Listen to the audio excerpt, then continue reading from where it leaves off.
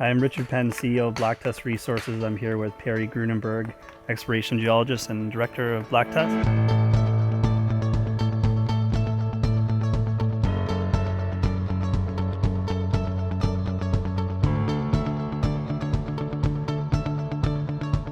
We are here at our Goldsmith project in the Kootenays, and we're currently have a trenching program underway. I guess you could tell us a little bit about what's going on here. Yeah, and behind us here you can see the excavator. It's actually working on trench number 4.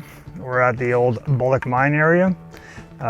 There's records from the early 1900s for this area that indicate, obviously we're mining gold here.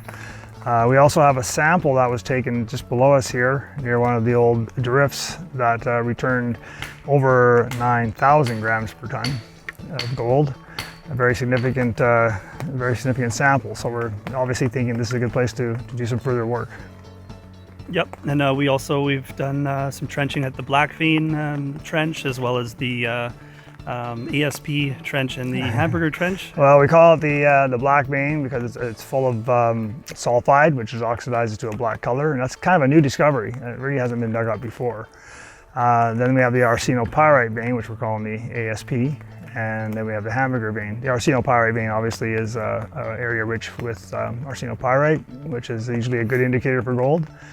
And the last area we're at, furthest one away, is the Hamburger vein, we call it, because it's got a shear zone that's sort of sandwiched between more competent rock, and that shear zone is where the previous assays have returned good gold values.